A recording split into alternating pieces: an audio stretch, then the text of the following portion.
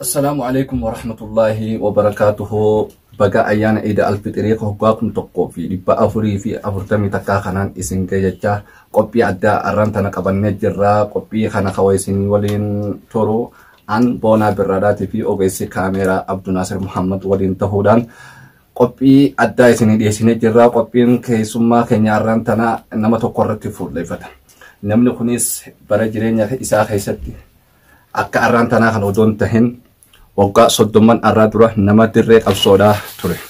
Waraana bilisummaa Oromoo kan jaarraa abbaa gadaatiin hogganamu keessatti nama gahee guddaa gumaachaa ture.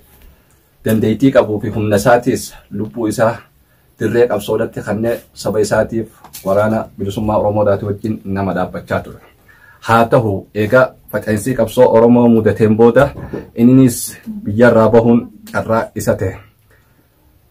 Gaaffii eenyu jettaniif ammoo maqaan isaa Obbo Mansuur. Obbo Mansuur kan dhalatan godina Harargee Bahaa aanaa Kombolchaati.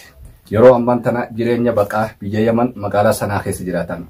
Haa ta'u Obbo Mansuur if jiraachisuu fi alaa fi mana maatii isaa jiraachisuuf odoo carraaqqachaa jiru akka ta'e isaatti bakka hojii gamoo bakka ijaaranitti bulukeenni dandeettii isaatii oliin inni fuudhaa jiru qaama isaarra bu'ee mudhii isaa miidhee jira akka dhageenyatti jechuudha. Kunis kan raawwatame waggaa kurnan arraa dura. Haa ta'u namni kun arraan tana miidhamee itillee irratti hafaniiti ilaa hanga irratti dhukkubsataa ciisaa jiran. Mee haalaa fi jireenya isaa akka keessa jiru walumaan isaa wajjin isarraa barra. Kanaafuu gama isaattiin isin deebisaa. Obbo Mansuur baga ayyaana Iidul Fitrii hoggaafum tokkoo fi dhibbaa furii 41 kanaan si gahe. Meeqa arraan tana gama waldaa tumsaa fi gargaarsa qeeroo Oromiyaa waliin taaneetis ilaaluudhaaf jaallan keenyaa wajjin dhufne akka tasaatti durataan waldaa haalli biyya tanaa gaajiruun dalagaadhaan beekta. Inni saniif nu jalaa hafe akkasumatti ogeessa kaameeraa Abdul Naasirii fi Boonaan Kamaal Siraaj akkasitti waliin taanee dhufne. Mee daawwattoota viidiyoo keenyaatiif Obbo Mansuur eessa dhalatte? Anana Kombolchaa naannoo Balaa jedhamtutti hin dhaladhe. Godina Harargee Bahaa jechuudha. Harargee Bahaa. Egaa achi boodaanoo? Achi boodaan gaa osoo qabsoo seennee qabsoo eegallee qabsoo sun keessaa yeroo haalli nu hammaatee biyyarraa baanee hara Jabuutii irraa hara Somaalee irraa Yemen seennee jechuudha. Mee odoo gara jireenya baqaatti hin cehin dura barri qabsoo itti eegalamte qabsoon warri wajjin qabsaa turtan iddoon sun eessa? Naannoo direedhaa kana cinaa Balawaa fi Gaara Gungumii fi akkasitti karaa Qorii Alaa Yuubdoo ol bahii ilaala Gamixeetti kana keessatti qabsaa turre. Hoogganaa waraanaa kan waraana san gaafasa jechuudha. Wanni maali gaa Sheefiniin jedhama. Hoogganaa walii galaa. Sheefiniin irraa Sheefiniin wareegame Rabbi jannataa naa qalniisu Abdulqaadirii fudhate. Abdulqaadirii fudhate jechuudha. Deebinee Abdullaa Mustafaa keessa galee Abdullaa Mustafaa illee Jabuuti deemnee hojii isaan illee harka diinaa galan harka diinaatti qotanii nuuraa gaara dhoorata jedhama achi qabamanii harka diinaa seenan. Sanboota nuti ni hafne qabsoo jabduu oofuu turre. Karaa hooraa diinii kana gubbatti nama sagaliin nurraa dhume. Loltoota keessaa irraa. Abdishaan maali Abdulqaadir achitti wareegame. Ibsaan tokko achi wareegame. Jaallan hedduu achi wareegame. Hanggang qaban gaawanichi wareegame nama sagalii wareegame jechuudha. Waraanni keessan kun akkaan dhagahetti jaarraa abbaa gadaatiin hoogganama. Loltoota jaarraa abbaa gadaa turtan jechuudha. Bara san ni yaadatta? Bara san gaama bara san amma dargii keessa moo bara dargii wayyaanuma. Bara wayyaanaa kana jechuudha. Ati walumaa galatti bara 1990 keessa baanee gaara jiru kana. Achi boodaan jireenya baqaa mudattan jechuudha. Jireenya baqaa mudannee Somaalee irraa Yemen as baane. Yemen keessa osoo ni haala jireenya nyaati jee fiiguu osoo cabu bakka dalagaa cabee gidaarri irra jigee sireetan irra galee jechuudha. Gamoo jechuudha bakka gamoo ijaaranitti fooqii. Fooqii ijaaramu jiru. Ijaarri manni lafaa fuudhee irra jigee yeroo sun dachiin awwaalee du'een see'u. Rabbiin baasi garuutu jalaan baasi mucaan tokko diinee tokkollee rabbi fayyaa buusuufi.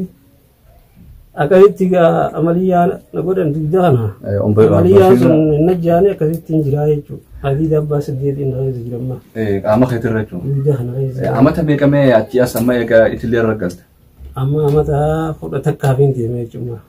Namni tokkolleen hanga kana duuba deemee namni si ilaalee ni jira.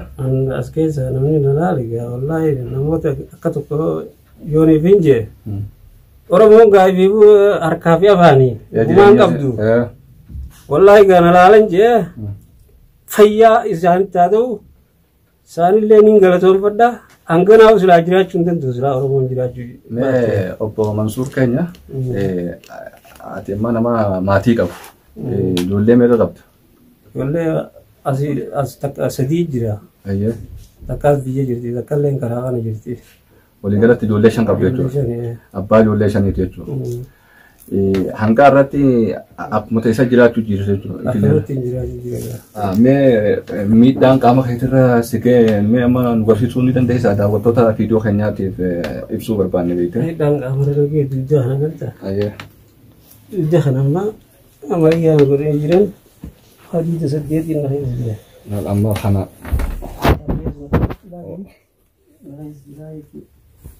malah kan agar tamu kungkung mati hot ada kabar cok magar cangkana cok nung dino udah ada hot ada kabar cok gama milatin sini ne gama milatin is miladis gama ada bukan jerami karena mana warna na jadi melechan orang gara gara lokal tiga kubah kaya cari itu tidak jerat dah itu jadi mas kalau kubah sport fahudu itu sembuatan ane ini jerat dah itu sembuatan tu Arman ada kebiri itu, asal mana pencarian kain, asitin ada kebiri itu, urat, arman ada kebiri. Kanan sesuatu yang cuma mantai.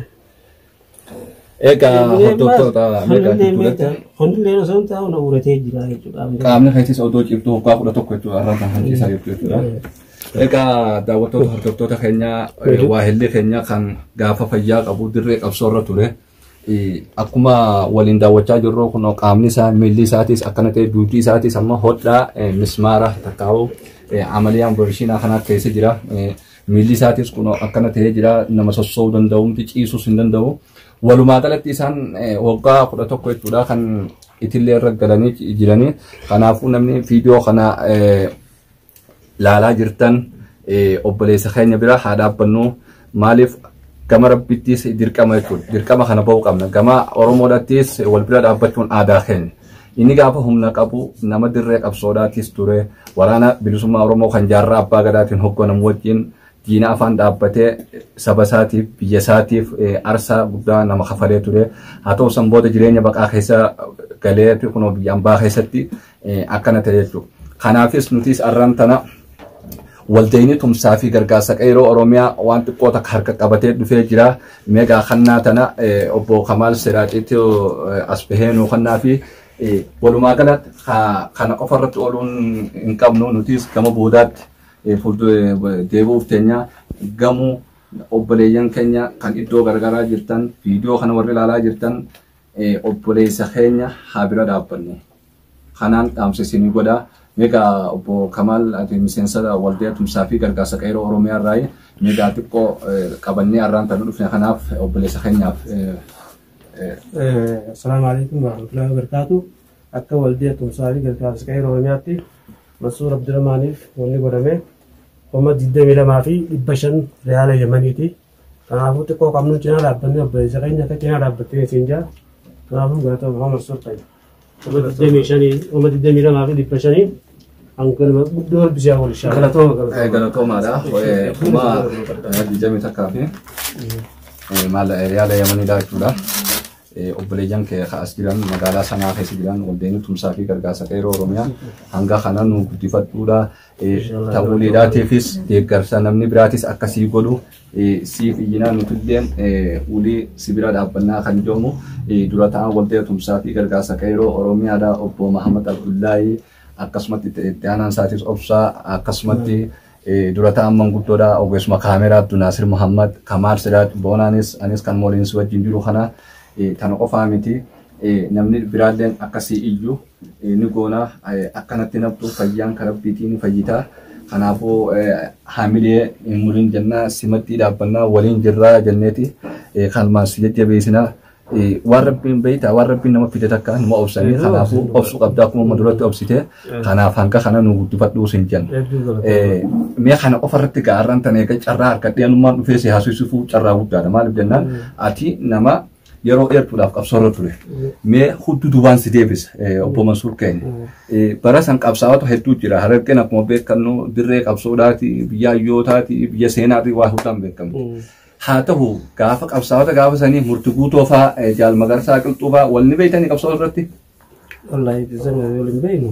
Waraanaa namuu bobbobbaadha. Waraanaan simmaa Nuraddiin Abduu fa'aa. Nuraddiin Abduu jechuun gaafa hoogganaa keenya guddaadha. Wantoo falmataa gadaa fa'aa. Akkasumas falmataa gadaa fa'aa, Barentoo fa'aa. Barentoo fa'aa. Seef Islaam fa'aa. Seeful Islaam amma biyya jira. Seefaddiin fa'aa. Seefaddiin fa'aa. Rabbiin isaallee bakka jireenya fayyaatti ta'uu jiraatanii. Wantaanoo. Abdullaa Mustafaatillee karaa Ameerikaa kana achi gahee jiranii. Maatii Sheekaa fa'aanoo. Maatii Sheekaan fa'aan yeroo sunitti warra Jibuuti gabbu'ee isaan. Dirree qabsoorratti yeroo sadii mootii kana ture. Maatii Sheekaa gargaara ba'ee miti. Yeroo sunitti waliin agarre isaan kana. Inni immoo dirreedhaa itti gaafa jirru. Hanga dirreedhaa itti gaafa wal beeknaa beekadhu. Wantoo naasisaa kadhiyoo sana asirraa deema. Naasisaallee ni beekna. Naasisaa qajeeloo wal beeknaa dhiise. Saadaan tun nama Tabuk jiraatee isinis qabsootu warra kombolchaati. Saadaatu nagaa. Saadaatu nagaa. Amma beekadhu namni achiree maqaa biraa qabaa. Wanta fa'a kamiyaara ufaa taasif duute. Kamiyaara illee ni. Rabbi rahmataa godhuuf asii duute barreessituu dhaaba keessanii turte. Ifi zamzamii biroo fa'aa. Zamzamii biroo fa'aa. Ifi maas humee fa'aa. Humee fa'aa. Isi illee harka kanaa dhaamtee yeroo sunitti.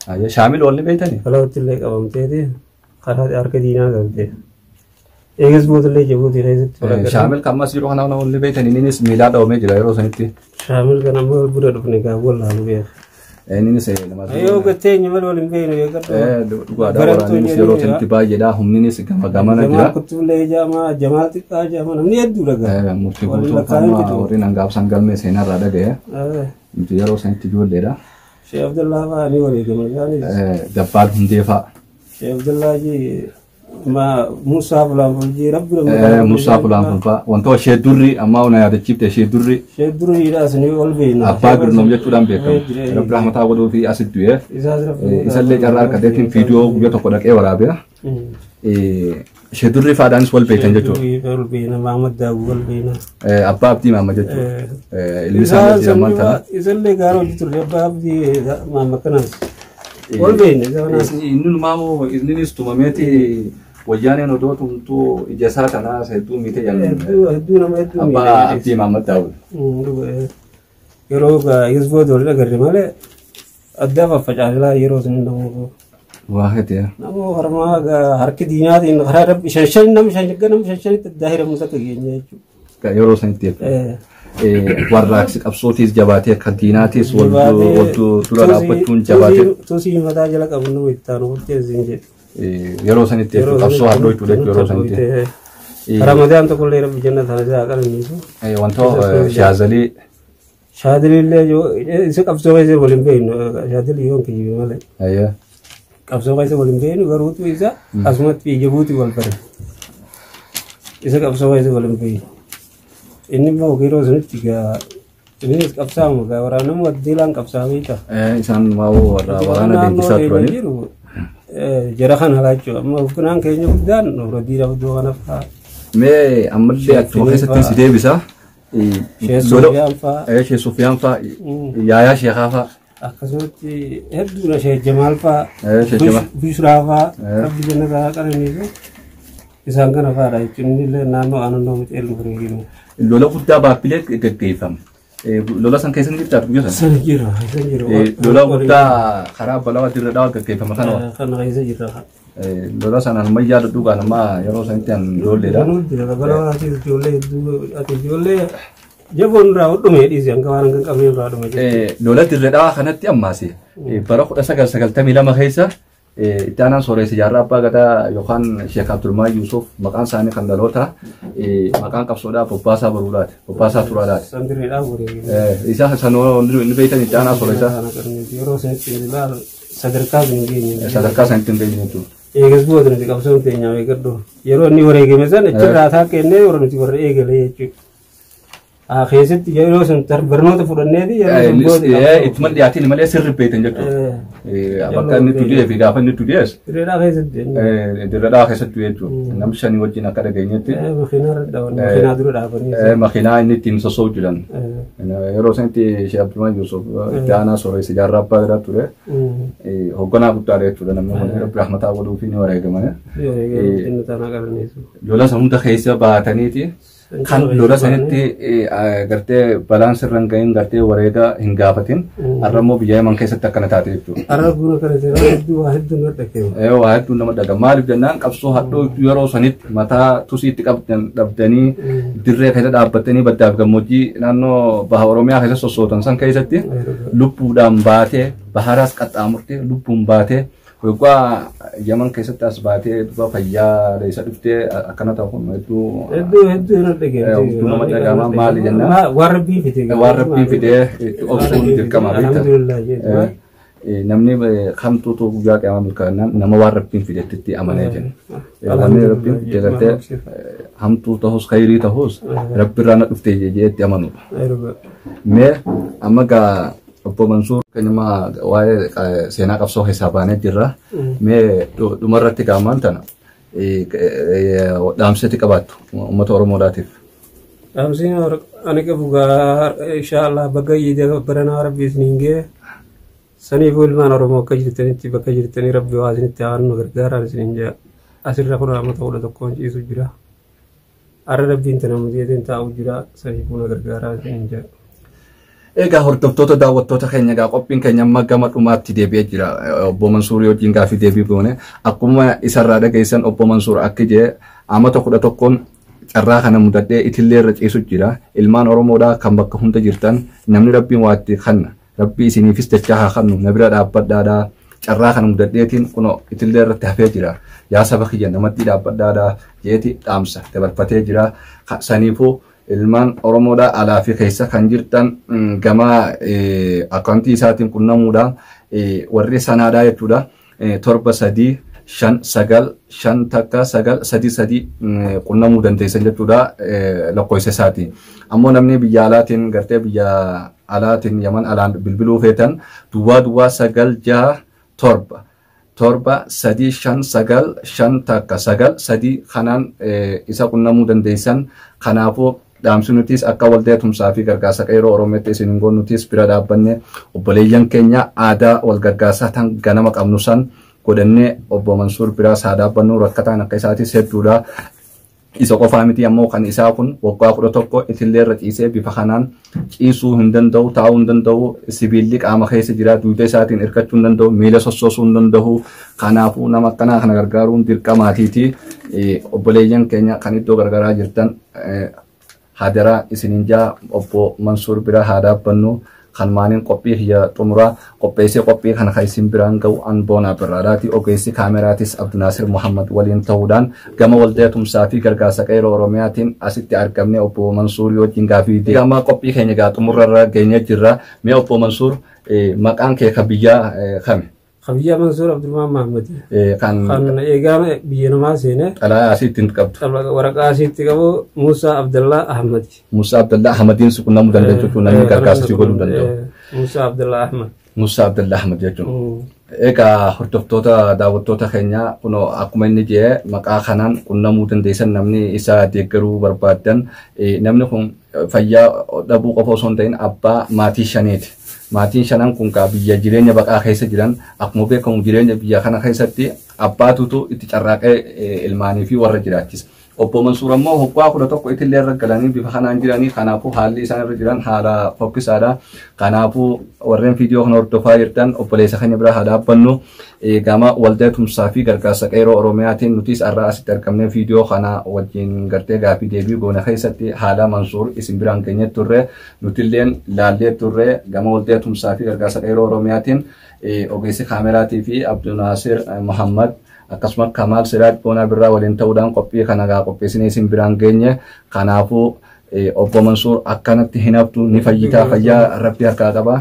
inshaallah uliidhaafis sibira dhaabbannaa obboleeyyan keenya kaafeenis ni geenya kanaafuu jajjabaadhu obsiin sinja inshallah galatooma hedduun isin galatoonfadha isinillee rabbi fayyaa isin haa buusuuf egaa hordoftoota amantii islaamaa ilmaan muslimaa mara bakka jirtan marattuu ayyaana iid alfixirii kan waggaa 1440 takkaa kana baga isin geeyyachuudhaan jala bultii iid alfixirii tabaruu tana sababeeffachuudhaan qophii obbo Mansuur Abdurrahmaan wajjin goone kana fakkaata egaa obbo Mansuur dhumarratti akka jenni dhageessanii anka'ee sossoohuu danda'u bakkaan ciisarraa sossoohuu danda'u gama ilma isaatiin deeggarsi aanaa godhamee isaa fuudhaa jechuu jira mee asirratti maal jette رمضان موسى عبد الله التنيدي ربي استغني أسمرنا أرجت رمضان موسى عبد الله أحمد جادي أنكني وجاخية رمضان موسى عبد الله أحمد جا يسرتنا هاي وارين دكي بانك يفرشون دنتينية كرم كيرتي نكرجارو فيتن الدون سنجلا دوم فردا يونا كرجارتني سكون ورا مساس نرد